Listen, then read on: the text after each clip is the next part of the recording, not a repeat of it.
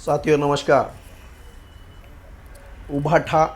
और महाराष्ट्र नवनिर्माण सेना की युति आज जाहिर हो गई। साथियों, लेकिन महाविकास आघाड़ी में महाराष्ट्र नवनिर्माण सेना और उभाठा की युति होने के बाद कांग्रेस ने एक तरीके से दूरी बना ली है और अब महाराष्ट्र के महानगर पालिका चुनाव में 3 धुरी पे चुनाव होते हुए दिखाई दे रहे हैं। एक तरफ कांग्रेस और एनसीपी, दूसरी तरफ शिवसेना और महाराष्ट्र नवनिर्माण सेना, और जो सबसे बड़ी उम्मीद है वो महायुति। साथियों, चिंता इनके साथ आने से इनकी जीत की नहीं है, लेकिन इनकी जो बुनियाद है, जो बुनियादी मतदाता हैं, जिनके भरोसे पे ये दोनों भाई साथ में आए हैं। महाराष्ट्र नवनिर्माण सेना के नेता अध्यक्ष राज साहब ठाकरे एक तरीके से मराठी युवाओं की दिलों पे राज करते हैं। ख़ास तौर पे वो जो उपेक्षित या बेरोजगार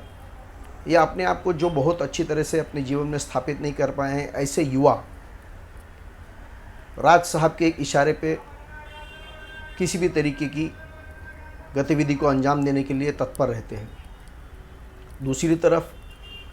हिंदू हृदय सम्राट बाला साहेब ठाकरे के पुत्र उद्धव बाला ठाकरे जी ने जिस तरीके से मुख्यमंत्री के पद के लिए एक हिंदुत्व का त्याग कर दिया, यहाँ तक कि बाला साहब के नाम के सामने हिंदू हृदय लिखना तक छोड़ दिया, उनका ताकत कहाँ से आ रही है? तो ज़रूर लोकसभा के चुनाव में जो उनको यश मिला और महाविकास आघाड़ी में जो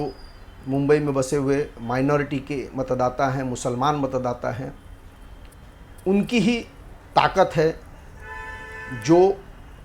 एक मनसे को और उभाटा को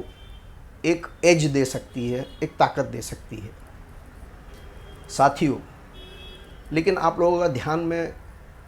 चुनाव परिणामों के बाद की परिस्थिति पे लेके जाना चाहता हूँ। संभावना तो है कि महायुति जरूर जीतेगी, लेकिन जो ये कार्यकर्ताओं का मेल मिलाप होने वाला है, एक तरफ अतताई माइनॉरिटी जो कि इनके मुंबई में हुए आंदोलनों में देखा गया, जब महिला पुलिस अधिकारियों तक, उनके आबरू तक ये लोग हाथ डालने में पीछे नहीं हटे, और एक तरफ परप्रांतियों के ऊपर जिस तरीके से आक्रमण, अत्याचार, अपमान, अवहेलना और उनको आर्थिक सामाजिक नुकसान पहुंचाने के लिए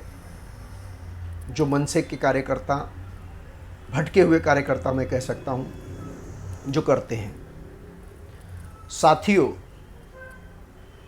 वैसे तो महाविकास आघाड़ी हारेगी और ठाकरे बंधुओं की युति भी हारेगी। हारने के बाद में जिस तरीके से राज साहब ठाकरे ने एक बार कहा था कि भले हमारे विधानसभा में विधायक नहीं है तो क्या, सड़क पे तो हमारी सत्ता चलती है। अब इस सत्ता की ताकत को, सड़क वाली सत्ता की ताकत को जब अतताइयों का साथ मिलेगा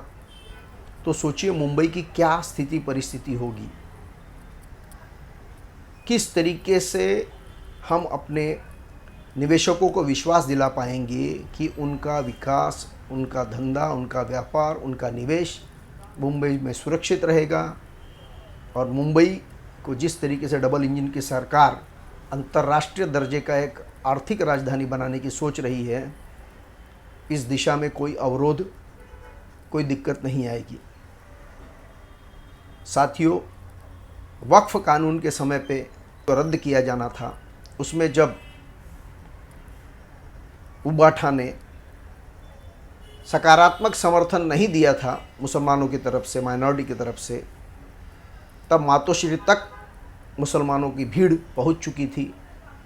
और नाना प्रकार के अपमानजनक नारे लगाकर उद्धव जी को अपमानित करके एक तरीके से एक दबाव तंत्र बनाने का पूरा प्रयास किया था। साथियों, ये जो स्थिति परिस्थिति बनती हुई दिख रही है, जिसमें ठाकरे परिवार जो अपने आप को ही केवल मराठी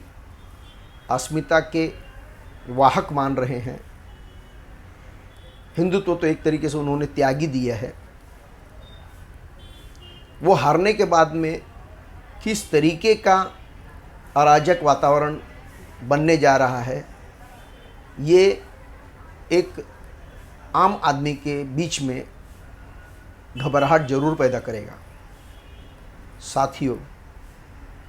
1% जो गुंजाइश है कि कहीं गलती से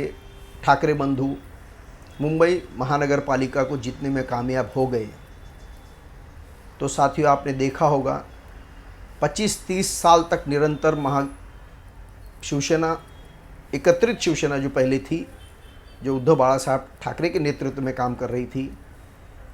मुंबई के इंफ्रास्ट्रक्चर को और मुंबई में जिस तरीके से झोपड़पट्टी का विस्तार हुआ, विकास हुआ, 4-4 तल्ले के झोपड़पट्टी के घर बन गए, बांद्रा में उनके पिछवाड़े में ही, उसका आप फिर से रिपीट देख सकते हैं। अगर गलती से भी ठाकरे परिवार सत्ता में आ गया तो मुसलमान मत,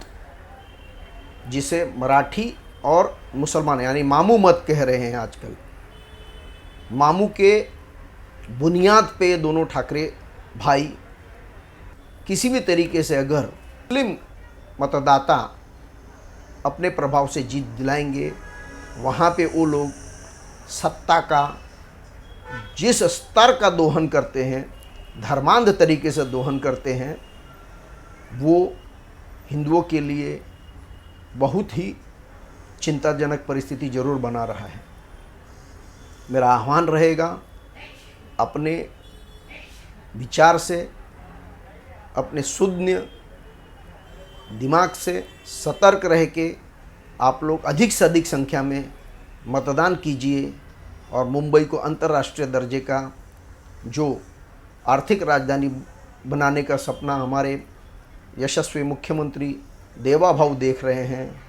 विश्व के नेता हमारे प्रधानमंत्री नरेंद्र मोदी जी देख रहे हैं, इस सपने को साकार करने के लिए हमें कम से कम अपने एक मत का दान कर कर अपने भविष्य को सुरक्षित जरूर करना चाहिए। साथियों, अगर आपको अच्छा लगा लाइक कीजिए, सब्सक्राइब कीजिए। धन्यवाद। जय श्री राम।